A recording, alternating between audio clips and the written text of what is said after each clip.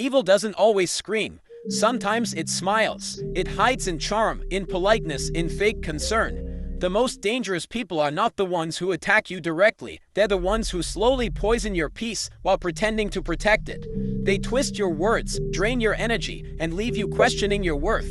But there are signs, clear ones, and if you miss them, you risk letting darkness too close. Stay with me until the end, because the final sign is the one almost everyone overlooks, and it's the one that always comes before the damage is done. They drain you without saying a word. Not all evil shouts, not all danger is obvious. Some of the most damaging people you'll ever meet won't raise their voice. They won't insult you directly. They won't even break your trust in ways you can easily explain. Instead, they drain you, quietly, skillfully.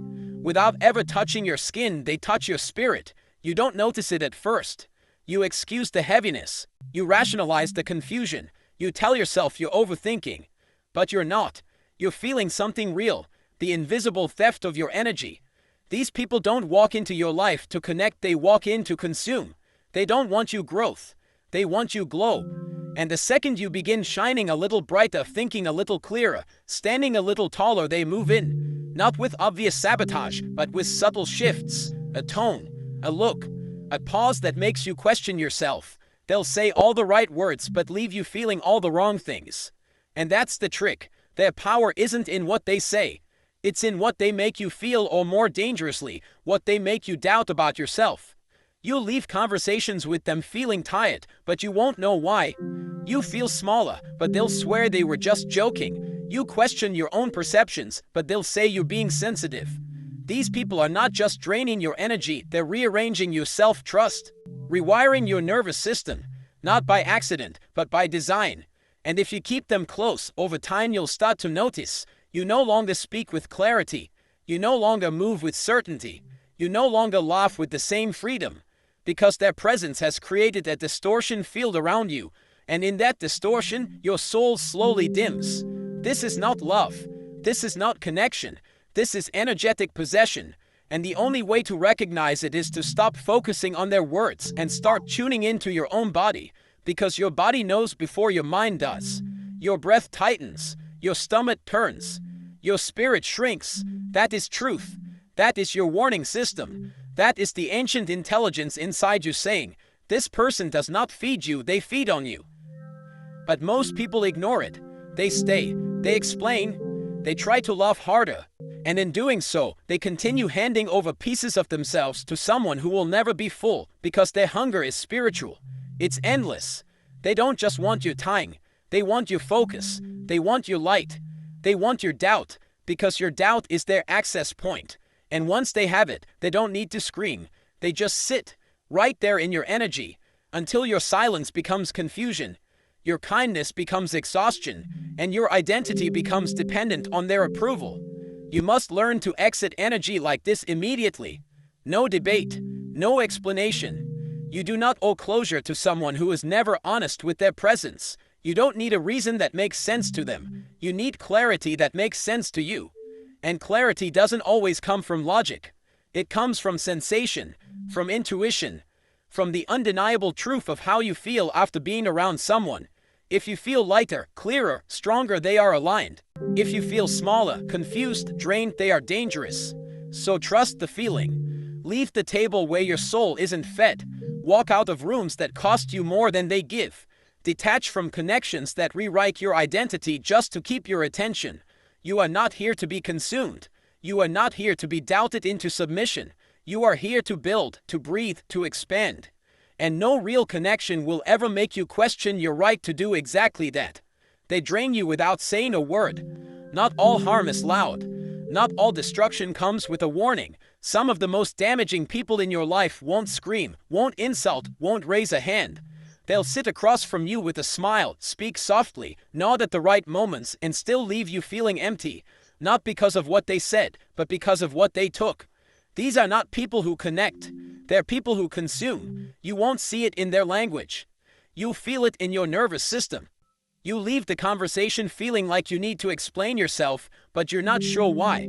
Like you've done something wrong, but nothing was actually said. Like you're shrinking in your own skin. That's not anxiety. That's energetic distortion. And it's real. These people don't attack your identity head-on. They don't come for your achievements. They come for your clarity. They poke holes in your confidence. They twist just enough to make you second-guess what you once knew. And they do it without ever raising their voice. This is spiritual warfare disguised as politeness. It's psychological erosion hidden beneath casual tone. It's manipulation by exhaustion. You'll notice it because after spending time with them, your light feels dimmer, your focus feels fragmented, your peace feels distant. That's not random. That's not you being overly sensitive. That's the mark of an energy vampire, someone who survives not by inspiring others, but by feeding off their vitality. They're not driven by love. They're driven by depletion. Your depletion. These people don't uplift. They absorb. They don't support. They siphon. And every time you come back thinking, maybe it'll feel different, it won't. Because it was never about connection. It was about control. They want your attention. They want your reaction. They want your presence so long as it costs you just enough to keep them full. And the most dangerous part, they don't need to say a single cruel word. Their power is subtle. Their effect is cumulative. Like a slow leak in your spirit, you don't notice it's happening until you're running on empty. But your body knows, always. Before your mind rationalizes, before your heart makes excuses, before your ego tells you you're overreacting, your body knows. It tightens, it tenses, it pulls away, it whispers something's off. And that whisper is your warning. Most people ignore it. They stay. They justify. They try to be understanding. But you cannot heal in the presence of someone who thrives off your imbalance. The moment you feel smaller after being near someone, listen to that. That is feedback. That is information. That is your nervous system trying to lead you to safety. Because not all toxicity is obvious. Not all manipulation comes with a label. Sometimes it's just a slow draining of your aliveness until you forget who you were before they arrived. So here's the boundary. If you feel smaller, unclear, anxious, or less like you after interacting with someone, that's all the proof you need. You don't need to wait for a betrayal. You don't need to wait for something overtly wrong. You leave, not out of bitterness, but out of honor, out of self-respect, out of knowing that your energy is not up for negotiation. They pretend to care, but keep you small. Some enemies don't wear the face of hate. They wear the mask of concern. They don't come at you with open conflict. They come in the form of advice disguised as protection, layered in phrases like, "I'm just being honest," or "I just want what's best for you." They know how to smile while cutting your wings, how to wrap manipulation in kindness, and how to speak doubt into your vision while pretending to help you be realistic. This is not love. This is control. And it's far more dangerous than any obvious attack because it comes from the people you condition to trust: family, partners, friends, mentors. The very people who should be your wind end up being your weight, not through rage, but through supple, consistent erosion. Their words aren't sharp, they're soft. Soft enough that you question yourself before you ever question them. Soft enough that they land without sounding wrong.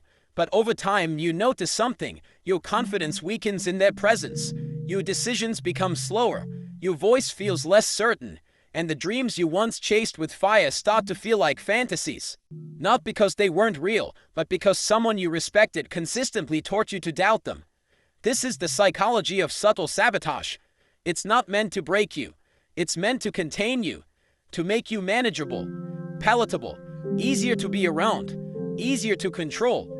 And the worst part, it all sounds like care, like love, like wisdom. So you ignore the tightening in your chest.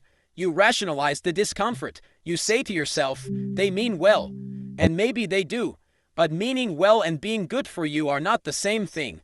There are people who will support you as long as you stay beneath them.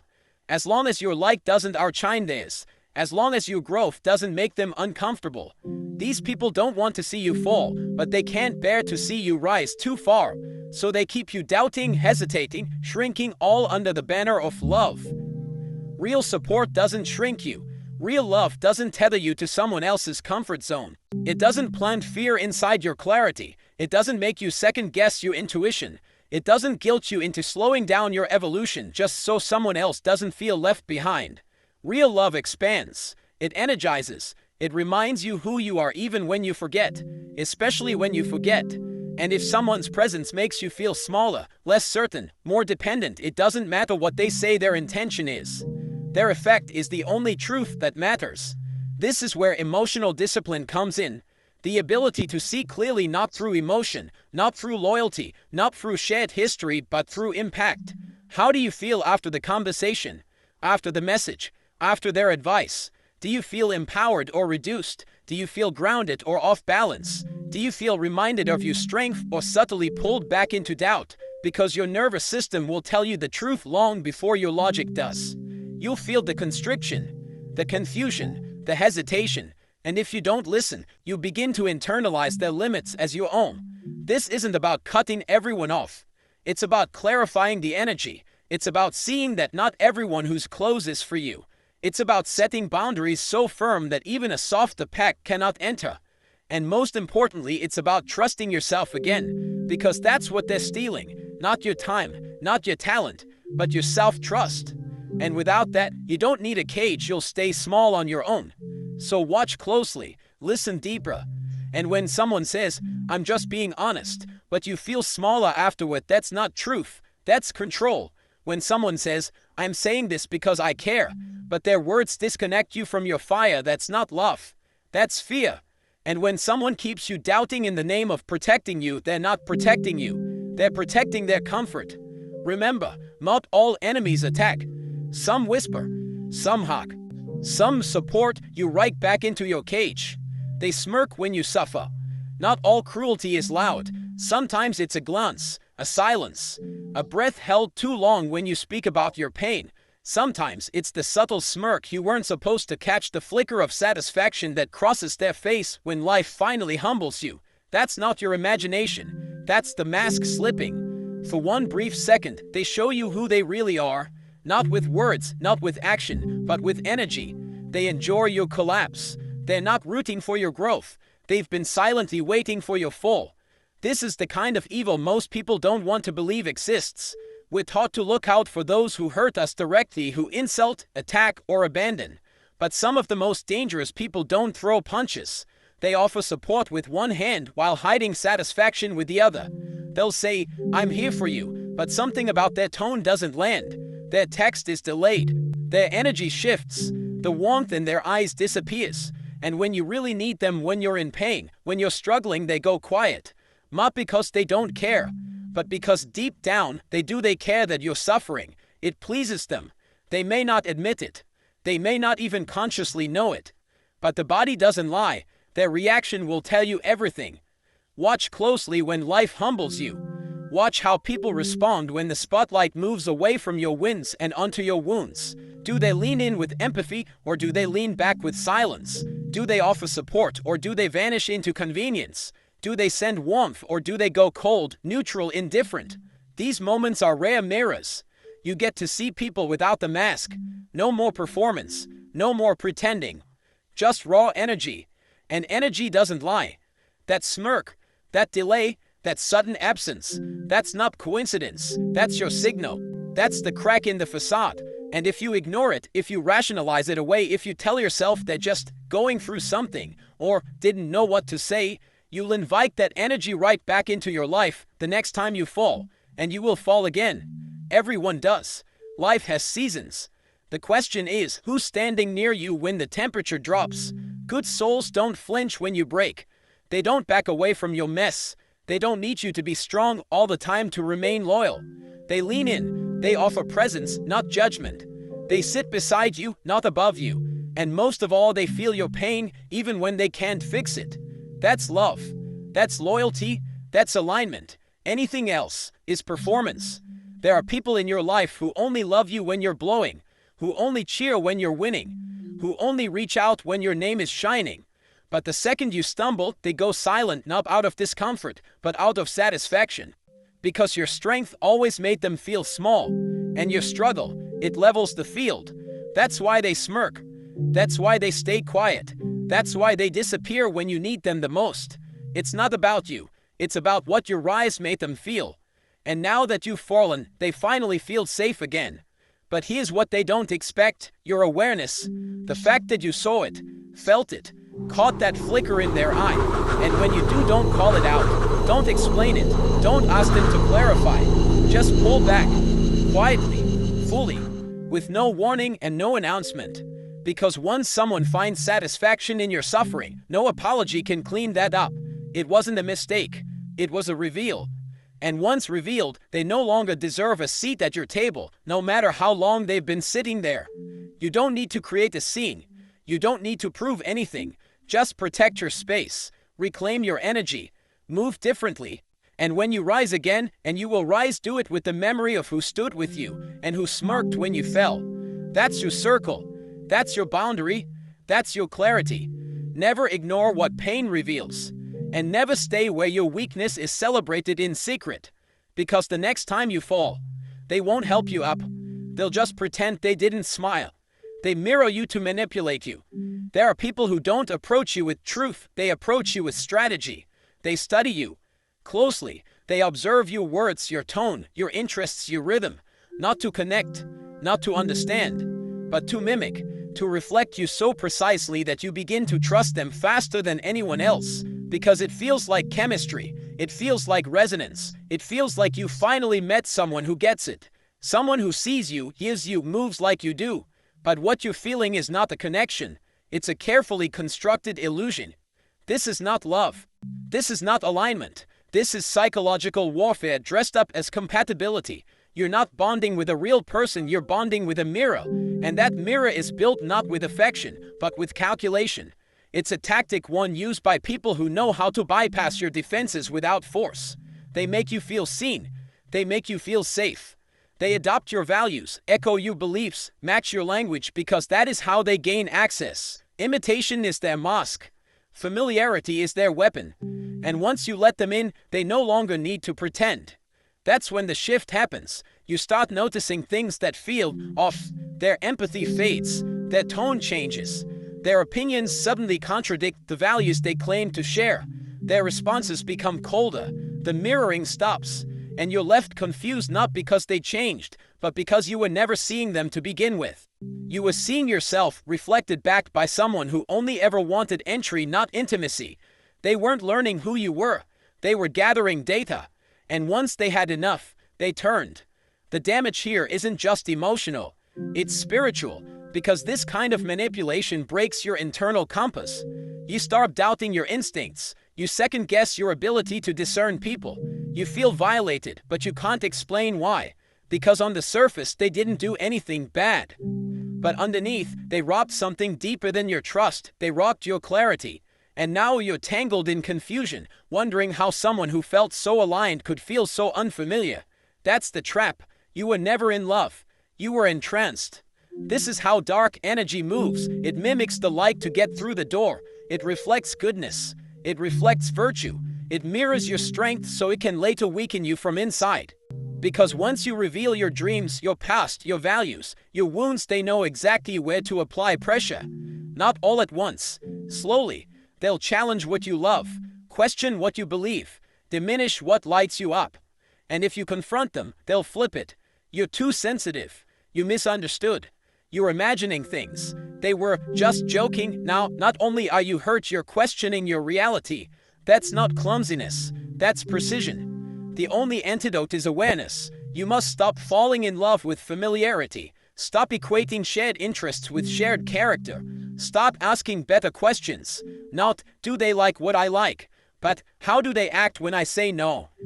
Do they mirror me to connect, or do they stand rooted in their own identity? Because real connection is not built through imitation. It's built through truth. And truth requires tension, disagreement, differentiation. Anyone who reflects you perfectly is either lying or hasn't done enough self-work to stand alone. And if they're lying, don't wait for proof. Don't confront. Don't give them a chance to explain. Just exit. Quietly. Fully. You don't owe closure to a mask. You don't need to warn someone who already knows what they're doing. You just cut the cold. You reclaim your clarity. You protect your energy. Because once someone uses your own light to disarm you, they've shown you exactly why they should never be trusted again. So trust your confusion. Trust the shift. Trust that moment when what felt like connection starts to feel like control. And move. Not because they exposed their darkness, but because you recognized it. You were never crazy. You were mirrored. And now, you're awake. Their apologies are words, not changes. You must understand something most people never will. Evil doesn't always come with a blade. Sometimes it comes with an apology, a soft tone, a tearful voice, words that sound like healing but are built to manipulate. And the most dangerous part, it works. Because when you've been hurt, your heart wants relief, your mind wants closure, and your soul wants to believe they finally understand what they did. So you hear them say, "I didn't mean it," or "You're too sensitive," or "Let's not ruin what we have." And for a moment you feel hope, you feel seen, you feel like maybe this time will be different. But if you look deeper, not at the words, but at the pattern, you'll see what's really happening. They're not apologizing to heal you. They're apologizing to reset control. This is the classic loop. Hurt, apologize, repeat. It's not accidental. It's a system, a control mechanism disguised as redemption. And most people fall for it again and again because we condition to equate emotional display with sincerity. We think tears mean truth. We think soft words mean safety. But the truth is, a real apology is not a performance, it's a pivot. It doesn't ask you to forget. It doesn't rush you back into comfort. It changes direction. It shows you in action that the damage mattered, that the pain was seen, that the lesson was absorbed and is now being reflected in new behavior. But evil never gives you that. It only gives you recycled language dressed up as remorse. If you've been through this cycle, you know the signs. You open the door after they apologize, but within days or hours the same disrespect creeps back in, the same dismissiveness, the same tone, the same absence of accountability. And when you bring it up again, they act like you're the problem for not letting it go. That's the giveaway. Anyone who pressures you to move forward without real change isn't trying to rebuild trust, they're trying to re-establish dominance. They want the comfort of access without the discomfort of growth. That's not healing. That's manipulation at the highest level. Here's what makes this so deadly. It breaks your sense of reality. It conditions you to lower your expectations, to question your instincts, to accept apology as a substitute for transformation. But apology without change is emotional theft. They steal your hope, your time, your openness just to reset the same game that broke you in the first place. And the longer you stay, the more you lose. Not because you're weak, but because your heart was never trained to see the weapon hiding inside the words. So what do? You stop watching the apology.